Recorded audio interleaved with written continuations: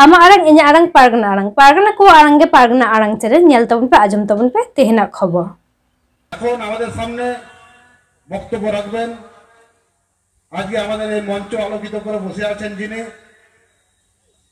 আমাদের নেতা পেড়া বিশিষ্ট পেড়া পশ্চিমবঙ্গ সরকারের প্রাণী সম্পদ দপ্তরের মন্ত্রী মাননীয় স্বপন দেবনাথ মহাশয়।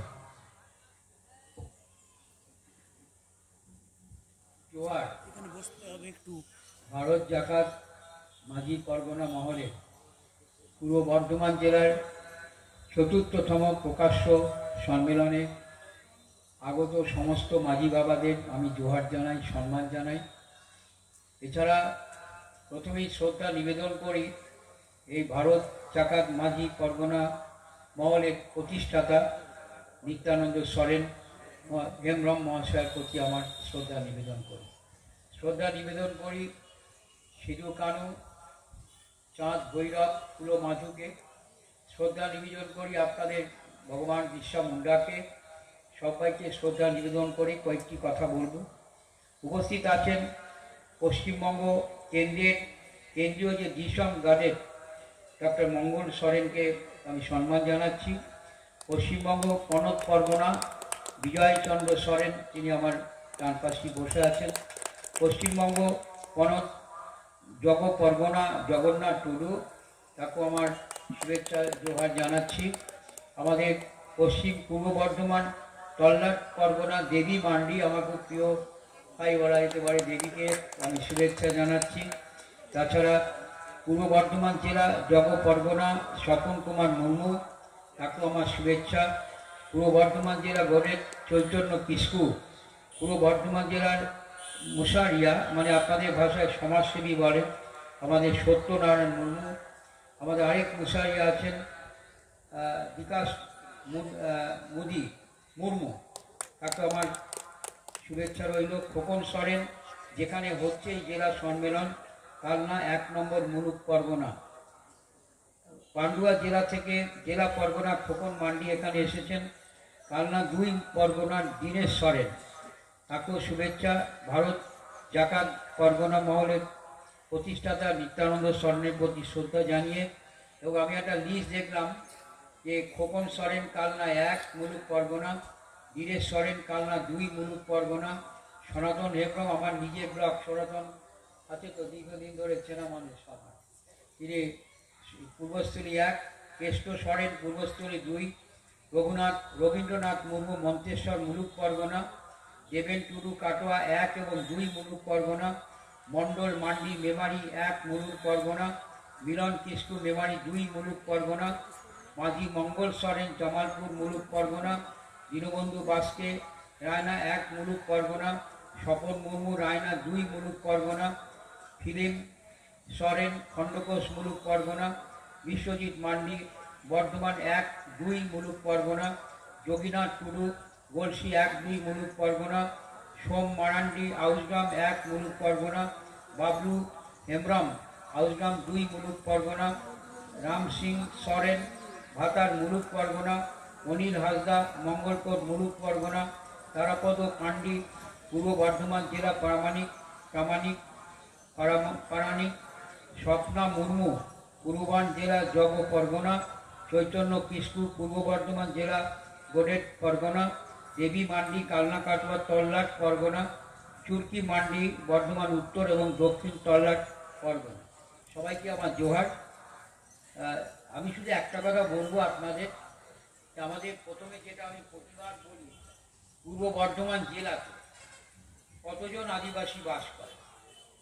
আপনাদের এখানে আমার মায়েরা আছেন, বোনেরা আছেন, আপনারা মাঝি মোড়ল থেকে শুরু করে বাবা সবাই এখানে উপস্থিত আছে। এই বর্ধমান জেলাতে আমাদের যে জনগণনা হয় তাতে এখনো পর্যন্ত আরও বেড়েছে এখন, কেন এর আগে তো হয়েছিল, এখন বেড়ে গেছে 3,27,501 গত জনগণনায়। এখন সেটা আরও ধরুন 5% যদি বেড়ে থাকে, আমার মনে হয় প্রায় 4 লক্ষে পৌঁছে গেছে। 4 লক্ষ আবার আদিবাসী মানুষ, সাঁওতাল মানুষ বাস করে। তাহলে 100 ভাগের মধ্যে কত? সেই হিসেবে ছিল 6.77, এখন এটা 7 ছাড়িয়ে গেছে। 100 জনের মধ্যে 7 থেকে 10-এর মধ্যে এই পূর্ব বর্ধমান জেলাতে আদিবাসী সম্প্রদায়ের মানুষ বাস করে। ভারত জাকাত মাঝি পরগনা মহল একটি সামাজিক সংগঠন। আপনাদের সমাজে তারা সমাজের ভালো মন্দ বিচার করেন, সরকারের কাছে বিভিন্ন সময় তারা দাবি দাওয়া পেশ করেন। আমি শুধু একজন সরকারের প্রতিনিধি হিসেবে, যার মুখ্যমন্ত্রী বাংলার মমতা বন্দ্যোপাধ্যায়, এই পূর্ব বর্ধমান জেলায় আগে আমি একটা হিসেব দিচ্ছি। তিনি আসার পর আদিবাসী ছেলেমেয়েদের শিক্ষার ক্ষেত্রে এবং কী কী উন্নয়নের কাজ করেছেন, বাকি আছে হয়তো অনেক, আমি সেটা পরে বলছি। সরকারি হিসেব আমি নথিপত্র তুলে ধরছি। 11 সাল থেকে 11 মে মাস থেকে বাংলায় যখন সরকারি পরিবর্তন হলো, বাংলার মুখ্যমন্ত্রী মমতা বন্দ্যোপাধ্যায় তফসিল উপজাতিদের পোস্ট ম্যাট্রিক যে পরীক্ষা হয় তাতে পেয়েছেন 54,928 জন। তাতে ব্যয়িত হচ্ছে 27.32 কোটি টাকা। প্রি ম্যাট্রিক তফসিল উপজাতি মানে শিডিউল ট্রাইব মানে আপনাদের বাড়ির ছেলেমেয়েরা উপভোক্তা পেয়েছেন 29,360 পয়সা, ব্যয়িত হচ্ছে 15.21 কোটি। 11 মে থেকে এই পর্যন্ত, আজকে যখন আমি সভা করছি, এই পর্যন্ত যা পেয়েছেন তার হিসাব দিলাম। হোস্টেল অনুদান আপনাদের ছেলেমেয়েরা যারা পড়েন, স্কুল সংলগ্ন ছাত্রাবাস তফসিল উপজাতি মানে এসটি 18,867 জন, এখনো পর্যন্ত ব্যয়িত হচ্ছে 15.21 কোটি টাকা। জয় জোহার তফসিল উপজাতিদের জন্য পান এখনো পর্যন্ত 17,090 জন, এখনো বাকি আছে 17,090 জন আপ টু ডেট পান। এখনো পর্যন্ত টাকা ব্যয়িত হচ্ছে 114.6 কোটি টাকা। 11 সালে মুখ্যমন্ত্রী ক্ষমতা আসার পর আদিবাসী উন্নয়নের জন্য এটা করেছেন জয় জোহারের ক্ষেত্রে। আর আপনাদের একটা সমস্যা ছিল, এখানে আমি আমার অনেক পরিচিতকে দেখতে পাচ্ছি, ওখানে মৌমিতা আছে, দেবী আছে, অনেকেই আছে দেখতে পাচ্ছি। তফসিল এটা বিজয়ও বহুবার বিডিও অফিসে ডেপুটেশন, আমাদের গীতা হাঁসদা দিত, কেষ্ট দিত, আমি জানতাম আমার এলাকা জুড়ে। শুনে ভালো লাগবে, অনেক সরলীকরণ করা হয়েছে। সেই ক্ষেত্রে এখনো পর্যন্ত বর্ধমান জেলার হিসেবটা দিচ্ছি, 1,12,128 জন তফসিল উপজাতি সার্টিফিকেট পেয়েছেন। মঙ্গলবাবু বলুন, 1,12,128 জন পেন্ডিং আছে। তার কারণ নিয়ম অনুযায়ী মমতাদি অনেক সরলীকরণ করেছেন, রিলেশন, তার বাবা মায়ের, এগুলোর ক্ষেত্রে কিন্তু অনেক সরলীকরণ করেছেন। কিন্তু 11 সালের পর মমতা ব্যানার্জি মুখ্যমন্ত্রী হওয়ার পর আদিবাসীদের ছেলেমেয়েদের শিডিউল কাস্ট ট্রাইব যে সার্টিফিকেট, সেই বর্ধমান জেলায় এখনো পর্যন্ত পেয়েছেন 1,12,128 জন। এটা শিক্ষার ক্ষেত্রে বললাম। তাহলে আপনারা মনে করেন আদিবাসী মানে আমাদের ভাব ছিল, আমি তো গ্রামে আদিবাসী গ্রামে যাই, আদিবাসী মানে একটা গ্রামের লোকের ধারণা ছিল ও মাঠে ধান বুইতে যাবে, ধান ঝাড়তে যাবে। মমিতা বলো তাই কেনা, তোমার 8 ঘরে সিংহ, সকালবেলায় উঠি, ভোরবেলায় দুবেলা ডিউটি, টিফিন ক্যারে ভাত আর একটা আলু সেদ্ধ, আলু ছানা, কিছু একটা তরকারি নিয়ে মাঠে চলে গেল। কাস্তে আর টোকা মাথায় দিয়ে জামা পরে কখনো ধান বুইতে যাচ্ছে, কখনো ধান ঝাড়াতে যাচ্ছে, আলু কুটতে যাচ্ছে, আলু জমি থেকে তোলার জন্য লাগছে। তার মানে ওরাই ক্ষেত মজুর ছিল, এইটাই স্বপ্ন ছিল। কিন্তু আপনাদের সমাজে এখন তো অনেক লেখাপড়া জানার মানুষ হয়েছে, যারা ডাক্তার হয়েছে। আমার সিএমএইচ বর্ধমান জেলায় জয়রাম হেমব্রম, সুশীলবাবু লেখাপড়ায় কি অনেক এগিয়ে যায়নি? ক্রীড়ার ক্ষেত্রে এই এলাকার ছেলেমেয়েরা তো এখন ফুটবলটা বাঁচিয়ে রেখেছে আদিবাসীরা। যখন বাদাগাছি সোনালী ভারতীয় দলে চান্স পায়, গর্বে বুকটা ভরে যায় ধাত্রী গান। কি দেবু অস্বীকার করতে পারো? দেবী আছে তো বলি, সোনালী ইন্ডিয়ান টিমে খেলে মেয়েদের মধ্যে। জামালপুরে ওরা হকি খেলছে। খেলাধুলার ক্ষেত্রে, পড়াশোনার ক্ষেত্রে আপনারা কিন্তু এগিয়ে গেছে। এবং যদি সাংবাদিকতা কিংবা সাহিত্য চর্চা যদি বলেন, তাহলে আপনাদের এলাকারই মানুষ কিন্তু শিক্ষারত্ন পেয়েছেন বাংলার গৌরব, তার নাম হচ্ছে আমাদের রবিলার টুডু। করা হয়েছে, আমাদের সরকার দিয়েছে। আদিবাসী সাংবাদিক, আদিবাসী প্রাবন্ধিক, লেখক, গবেষক হিসেবে আমাদের রবিলার টুডু, বাংলার মমতা বন্দ্যোপাধ্যায় সরকার তাকে বঙ্গভূষণ হিসেবে বাংলার গৌরব পুরস্কার তিনি পেয়েছেন। সম্মান কিন্তু আমরা জানাচ্ছি।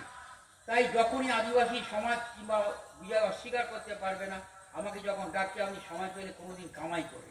আপনারাও সমাজের অঙ্গ, সমাজের অঙ্গ। আপনাদের এটা পলিটিক্যাল ফোরাম নয়, এটা রাজনৈতিক সংগঠন নয়, এটা একটা সামাজিক সংগঠন। আপনাদের সমাজের উন্নয়ন, সে শিক্ষার ক্ষেত্রে হোক, সে খেলাধুলার ক্ষেত্রে হোক, সংস্কৃতির ক্ষেত্রে হোক, আপনারা করেছেন। কিন্তু আমি আপনাদের বলতে পারি, সিধু কানু ভারতবর্ষের স্বাধীনতা সংগ্রামের পথপ্রদর্শক। বিহারের ভাগনাডহ গ্রামে নিরস্ত্র শুধু তীর ধনুককে সম্বল করে শোষণ আর অত্যাচারের বিরুদ্ধে 10,000 আদিবাসী সেদিন জমায়েত হয়েছিল ইংরেজ শাসনের শোষণের বিরুদ্ধে লড়াই করতে। প্রাণ দিয়েছিল ওদের, প্রকৃত সম্মান ওরা হয়তো পায়নি।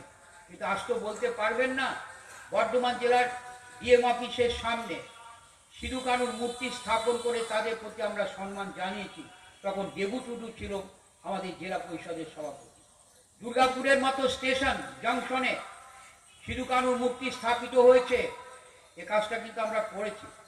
কিন্তু আমার কেন্দ্র আমি বলতে পারি, মোদপুরের মতো জায়গায় বিজয় সরেন অস্বীকার করতে পারবেন না, সিধু কানুর মূর্তি স্থাপন করে দিয়েছি। চৌবাড়িয়াতে আচ্ছাদন হয়নি, অনেকদিন ধরে আমাকে বিজয় সরেন বলেছেন, মূর্তিটা হয়েছে। কিন্তু আমি আশা করছি, আমি দুটোই অর্ডার দিয়ে দিচ্ছি, আজকে আসবার আগেও বলেছি আচ্ছাদনটা করে দাও। বিশ্বা মুন্ডু মুন্ডাপাড়াতে ভগবান বিশ্বার প্রায় 6.5 ফুট মূর্তি শাহপুরের গ্রামে প্রতিষ্ঠিত হয়েছে। এছাড়া 37 লক্ষ টাকা ব্যয় করে একটা কমিউনিটি হল তৈরি হয়েছে। দেবী জানে, ওদের দুটো গ্রুপ আছে, যদিও জানি। আমি একটা ফুটবল খেলার উদ্বোধন করতে গিয়েছিলাম, মাঠ পাই না।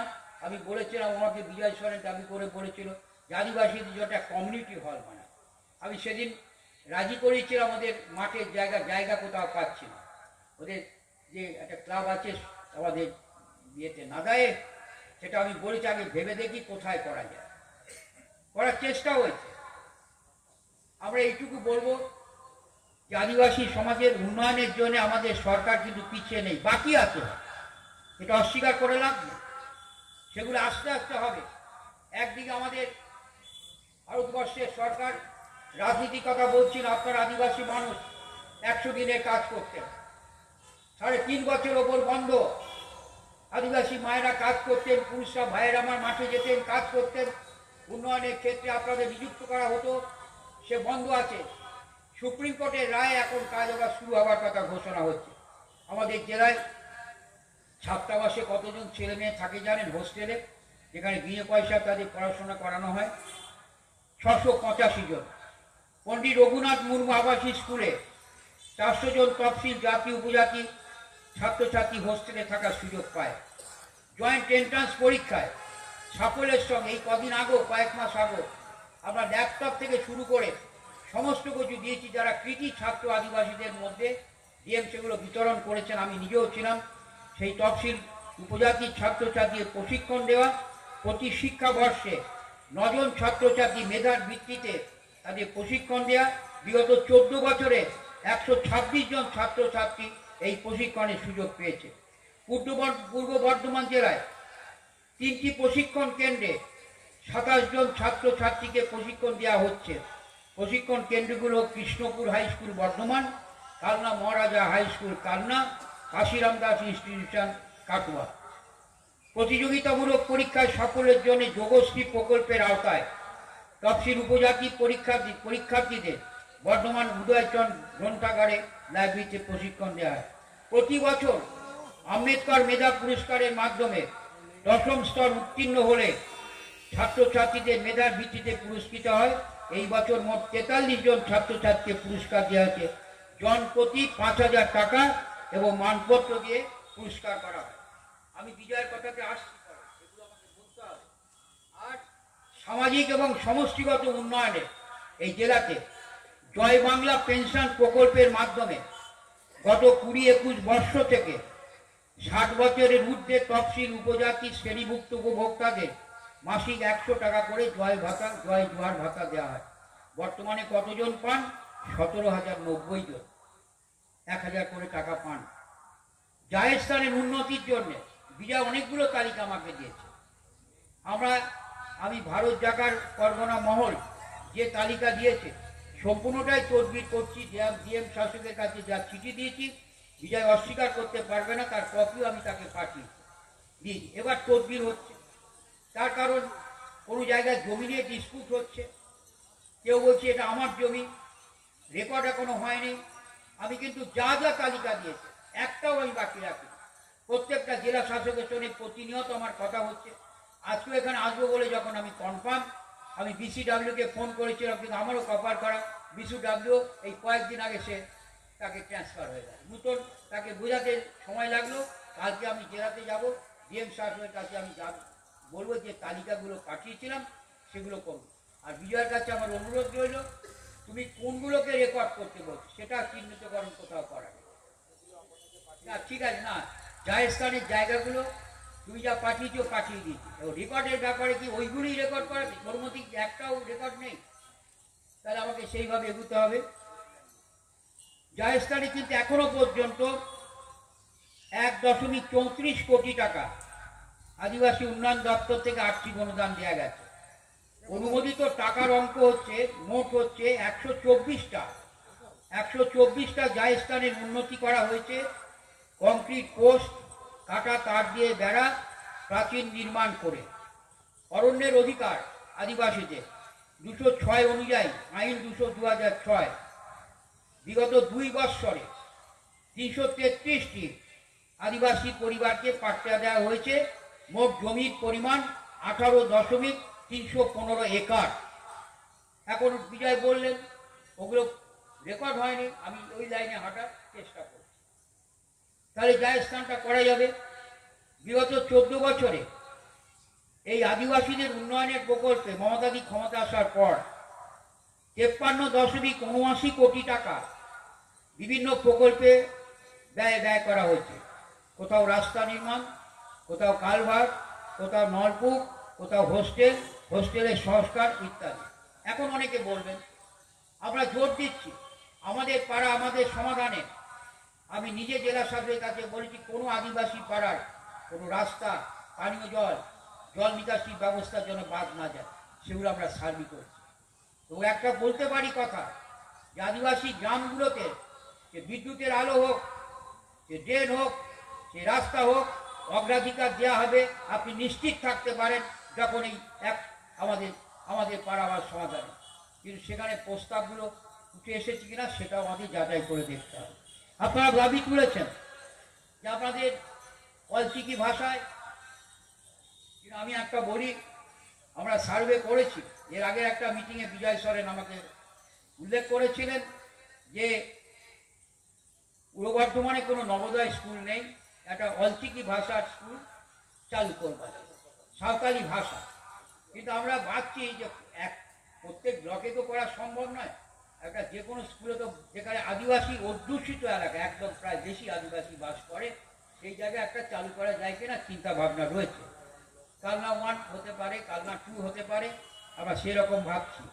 আর আপনারা বলেছেন যে নবোদয় স্কুলে এটা কেন্দ্রীয় সরকারের খানিকটা ভূমিকা আছে প্রস্তাব, কিন্তু আমরা যেটা ফার্স্ট পেজে বলতে পারি, একদিনে যদি সব কথা দিই পরের বছর মিটিং আমায় ডাকবেন না, আমি জানি।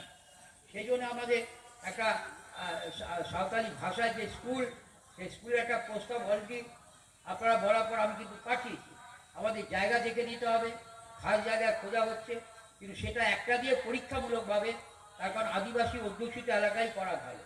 তার কারণ আদিবাসী নেই, কম আছে, একটা করলে বাইরে থেকে আসবে, ওখানে আসতে হবে। আর প্রত্যেক পঞ্চায়েতে বিডিও অফিসে যেটা বলেছেন অলচিকি জানা, এটাও ঠিক। আমাদের বিশ্ববিদ্যালয় তো তৈরি হয়েছে পণ্ডিত রঘুনাথ মুর্মুর নামে, এটা সম্মান তো জানানো হয়েছে রঘুনাথ মুর্মুর নামে, কিন্তু বিশ্ববিদ্যালয় মমতা বন্দ্যোপাধ্যায় করেছে। বিজয়ের অনেক দিনে একটা ছিল যে বাবা তিলকা মাঝির একটা মূর্তি, এটা বলেছেন সম্মান জানাতে। আমি বিজয়কে মঞ্চে দাঁড়িয়ে কথা দিয়ে যাচ্ছি, তুমি দেখো কোন জায়গায় করবে বলো, আমি এরকম আমি ব্যক্তিগত উদ্যোগে করেছি যা করেছি। জেলা পরিষদ থেকে হয়েছিল, দেবু টুডু যখন সভাপতি ছিলেন বর্ধমান স্টেশনে এবং ডিএম অফিসে করেছিলেন।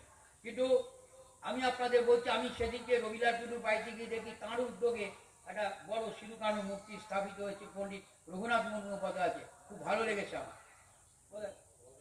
আপনার নাম লিখেছেন, শুধু উনি একা নন, বিভিন্ন যারা সহযোগিতা করেছেন তাদের নামের তালিকাও আমি দেখতে পেলাম। তা তুমি বলো, তোমাদের সংগঠন যখন আমার কাছে দাবি করেছে, তুমি এটাও জানো যে সিধু কানুর মূর্তি দুটো একটা চৌঘরিয়ার মোটপুরে, আমি কিন্তু কারো সাহায্য নেয়নি, নিজের ব্যক্তিগত টাকা দিয়েছি। আর আজকে কথা দিয়েছি, বাবা তিলকামাঝির কথা বলছে, কোথায় করবে বলো, আমি টাকা এই পঞ্চায়েত। তাই যে বিষয়গুলো আমার একার বিষয় নয়, যে বিষয়গুলো সরকারের দৃষ্টি আকর্ষণ করতে হবে, বিজয় সরের এবার থেকে পেয়ে যাবে, যেহেতু ও দায়িত্ব নিয়ে ভারত জাগাত মাঝি মহল করে, তাতে ওকেই তো আমাকে চিঠি দিয়ে জানাতে হবে। আমি তোমাকে চিঠি দিয়ে জানাবো আমি কোথায় কোথায় পাচ্ছি, যে বিষয়গুলো যেগুলো গভর্নমেন্টের ডিসিশন, এটা আমার ডিসিশন না। তোমাদের দাবিগুলো অত্যন্ত সযত্নকারী কিন্তু আমি পাঠাই, আর কিছু কিছু হিসেব আপনাদের দেওয়ার চেষ্টা করলাম।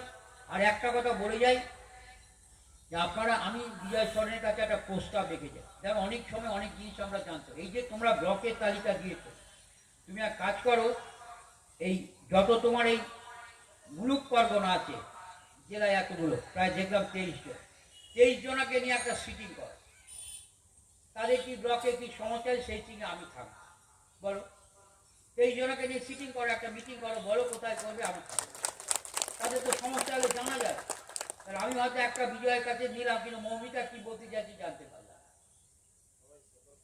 সকল একটা মিটিং করুন, এই 23 জন, আর যারা মাঝি তোমার এই কর্মকর্তা, যারা পরগনা, তুমি যারা জেলা পরগনা আছে, দরকার বলে সেদিন যদি উনিও আসেন, আমার কোনো আপত্তি নেই, ডক্টর মঙ্গল সরেন, আপনি যদি থাকেন আমার কোনো অসুবিধা নেই। তাহলে আপনাদের কাছে গোটা ব্যাপারটা তো জানতে হবে, নাহলে হয়তো পঞ্চায়েতকে বলি ওটা আগে দিস, এসব বলা হয়, তারা হয়তো ভুলে যায়, দিতে পারে না। আমি দায়িত্ব নিয়ে বলছি, আমি জেলা প্রশাসনের দৃষ্টি আকর্ষণ করবো, তোমরা বলো এই প্রস্তাবগুলো এসেছে, আমাদের সরকার মমতা বন্দ্যোপাধ্যায় আদিবাসীদের প্রতি যথেষ্ট সহানুভূতি, যথেষ্ট, অস্বীকার করতে পারে, যথেষ্ট। পূর্বের আদিবাসীদের নিয়ে এত কথা কেউ থাকে, মমতা বন্দ্যোপাধ্যায় ভেবেছেন? কখনো ঝাড়গ্রামে ছুটে যাচ্ছেন, পুরুলিয়ায় ছুটে যাচ্ছেন, আদিবাসী অধ্যুষিত এলাকায় আদিবাসী মায়েরা আমার আছেন। আর একটা কথা বলবো, আদিবাসীদের কেউ যেন ছোট করে না দেখে, কেউ যেন ছোট করে না দেখে। কারণ অনেক সময় আদিবাসীদের আমরা অনেকে, আমি তার মধ্যে নেই, কেন দেখবো? আদিবাসী মায়ের রোয়া ধানের চাল আমি খাই, মাঠে গিয়ে আদিবাসীরা আলু রোয়ে, আলু পোতে, তাদের পরিশ্রম আছে। লোকে জমি থাকতে পারে, লোকে টাকা থাকতে পারে, কিন্তু বৃহত্তর অংশ আদিবাসীরা যদি মাঠে না নামে, কেউ ধান চাষ করার নেই, আলু তোলা কেউ নেই। আর ভোরবেলায় আমি দেখি খেয়াল করে, ভোরবেলা যখন বাচ্চাটাকে ঘুম পাড়িয়ে রেখে আদিবাসী মা আমার মাঠে যাচ্ছে, সেই কাজ করতে করতে তার বাড়িতে থাকা ছোট্ট বাচ্চাটার কথা মনে পড়ে না? পরিশ্রমটা কম করে কি এমন? তোমাদের ওদের পরিশ্রমিত ভাত খাও, চাল খাও, শুধু এরাই করেন, আরো করে, কিন্তু এদের কথাই তো আমাদের ভাবতে হবে, এরাই তো প্রকৃত গরিব। আর আমাদের মমতা বন্দ্যোপাধ্যায় গরিবের সরকার, একদল মানুষ শুধু গরিবের কথা বলে গেছে। আর একটা আবেদন করবো আপনাদের কাছে, বিজয় সরেন তার বক্তৃতায় বলেছেন, মঙ্গল সরেনও বলবেন, আমার একটা সামাজিক সংগঠন, আমাদের মধ্যে কোনো জাত ধর্ম কোনো কিছু নেই, এইটা যেন বজায় থাকে। কিছু লোক দেশের মধ্যে কে হিন্দু, কে মুসলমান, কে আদিবাসী, কে চণ্ডাল, কে ব্রাহ্মণ, ভাগ করে মানুষকে বিভেদ করতে চাইছে। আমি আবেদন করবো আপনারা বিভেদ করবেন। আপনাদের প্রথম পরিচয়, আপনারা মানুষ, কে আদিবাসী আর কে মুসলিম, এই বিচার করা দরকার নেই। আপনারা ভালো থাকুন। আদিবাসী মায়েদের প্রতি আমার যথেষ্ট শ্রদ্ধা আছে, এইটুকু ভাবি, অনুভব করি মনে পড়ে, কি পরিশ্রমটাই না তারা করে। আর আমি যে দপ্তরের মন্ত্রী, আমি দেখেছি আদিবাসী মায়েরা যখন মাঠে যায়, তখন দেখি দড়িতে একটা ছাগল বেঁধে নিয়ে মাঠে যাচ্ছে, আলের মধ্যে গোঁজ পুঁতে দিয়ে মাঠে নেমে গেল, আর তাল পাতার পাখা দিয়ে চাটাই বুনে, খেজুর পাতা দিয়ে আলের মধ্যে রেখে বাচ্চাটাকে শুয়ে দিয়ে মাঠে নেমেছে। হ্যাঁ কিনা বলো? তাহলে প্রাণী পালন আমি তো চেষ্টা করছি স্বয়ংবর গোষ্ঠীদের দিয়ে হাঁস মুরগি ছাগল দেওয়া, অস্বীকার করতে। যদি বিজয় সরেন বলেন যে এই গোষ্ঠীগুলো পাচ্ছে না, কে দিয়ে দেওয়া দরকার আমাকে বলবেন, আমি সেটা বলবো। রোজগারের একটা পথ, এবং সেটা কিন্তু বেশিরভাগই আদিবাসী মায়েদের আমি খেয়াল করি। এমনি যারা গ্রামের ক্ষেত মজুর, অন্য বাগদি সম্প্রদায়ের, বাউরি সম্প্রদায়ের কিংবা সাধারণ গরিব শ্রেণীর মানুষ দেখবেন বাড়িতে একটা 10টা হাঁসও পুষছে। সেদিন একটা ধর্মতলা দিয়ে যাচ্ছিলাম, এক গাদার রাজহাঁস, আমি দাঁড়িয়ে পড়লাম আধ ঘন্টা, ফিরে বলতো চিনি তো, সারা পুকুরে রাজহাঁস। তা সেটাও যদি পোষে আমাকে বলবেন। আমি আপনারা বলেছেন যে আপনার সামাজিক সংগঠন, তা সামাজিক সংগঠনকে বলবেন। এমনি গায়ে গোষ্ঠী আছে, আপনারা বলতে পারেন মমতা বন্দ্যোপাধ্যায় যে স্বয়ংবর গোষ্ঠী করেছেন, আদিবাসীদের গোষ্ঠীর ক্ষেত্রে তো অনেক সাবসিডি, অনেক ছাড় আছে। কি আদিবাসী মায়েরা আপনাদের গোষ্ঠী নেই? বলুন, আপনিরা বলুন, হাত তোলেন, আপনাদের গোষ্ঠী আছে কিনা? আদিবাসী গোষ্ঠীদের তো মমতা বন্দ্যোপাধ্যায় তো বলেছেন, গরিব বলে অপরের কাছে হাত দান গ্রহণ করে বেঁচে থাকা দরকার নেই। আমি বাংলার মুখ্যমন্ত্রী, গ্রামের মায়েদের স্বয়ংবর গোষ্ঠীর মধ্যে দিয়ে আমি স্বনির্ভর করতে চাই। আপনারা আত্মনির্ভর হন, আপনারা সম্মানের সঙ্গে বাঁচুন, কারো কাছে দান গ্রহণ করে বাঁচার দরকার নেই। মমতাদি দিচ্ছেন সাবসিডি। আপনাদের ব্যাংক ঋণের ক্ষেত্রে কোনো বাধকতা নেই, টাকার কোনো অঙ্ক বাধা ধরা নেই। 12% সুদের টাকা নিচ্ছেন ব্যাংক থেকে, মমতাদি গোষ্ঠীর নামে 10% টাকা ব্যাংকে ঢুকে দেয়, আপনাদের দিতে হয় মাত্র 2 টাকা। কারো কারো গোষ্ঠী মাসে 50 পয়সা। কি মমিতা বলো, আঁকি না বলো? আমাকে তার জন্য কোনো গ্যারান্টার লাগে না। আপনি ছাগল পোশাক পেতে পারেন, ধান চাষে করে রাখতে পারেন, করতে পারেন। তাই আদিবাসী মায়েদের বলে এগিয়ে চলুন, আমরা আপনাদের সঙ্গে আছি, আপনাদের সংগঠন আপনাদের সঙ্গে। তাই এই সামাজিক সংগঠন ভারত জাকাত মাঝি পরগনা মহলকে আমি শুভেচ্ছা জানাই, আমি কৃতজ্ঞতা জানাই। আপনারা আমাকে আমন্ত্রণ করেছেন, একটু দেরি হয়ে গেল সবারই, আমারও একটু বেশি বলে ফেললাম। তাই আমি মঙ্গল সরণিকে বলবো, আরও যারা আছেন তারা বলবেন। আপনারাই তো আপনাদের সংগঠনে, এরাই তো প্রধান, এদের কথা শুনে যাবে। আর আপনাদের তো ওসব পরিশ্রম করা অভ্যেস আছে, ও খাওয়া ইত্যাদি চলছে, দেরি হচ্ছে, ভিডিও শুনে যাবেন। আর আপনারা রাত জাগতেও পারেন, আমি তো দেখি খেয়াল করে। ধন্যবাদ সবাইকে, আবার সবাইকে জোহার জানিয়ে, আমি শ্রদ্ধা জানিয়ে আমি শেষ করছি। জয় জোহার, জয় ভারত জাকাত মাঝি পরগনা জিত কর, ভারত জাকাত মাঝি পরগনা মহল জিত কর, জিত কর, জিত কর, ভারত জাকাত মাঝি পরগনা জিত কর, জিত কর, জিত কর, নিত্যানন্দ সরেন প্রতিষ্ঠাতা জিত কর, নিত্যানন্দ হেমব্রম, জিত কর, জিত কর, জিত কর, নিত্যানন্দ হেমব্রম জিত কর, জিত কর, জিত কর, নিত্যানন্দ হেমব্রম জিত কর, জিত কর, জিত কর। নমস্কার, ধন্যবাদ স্যার, যথাযথ বক্তব্য বলেছেন এবং তাকে আমরা অশেষ ধন্যবাদ জানাচ্ছি। এবং উনি আমাদের মধ্যে এসে উপস্থিত হয়েছেন এবং উনি যথাযথ মূল্যবান কথা বলেছেন, তার জন্য আমি ভারত জাকাত মাঝি পারগানা মহলের রাজ্য পারগানা পক্ষ থেকে অশেষ ধন্যবাদ জানালাম। এবং আবার উনি আসবেন এবং এখন বর্ধমান যাবেন। যাই হোক, arang inja arang pargana ko arang ke pargana arang channel nodegi muchit kala sanam ko ga johar।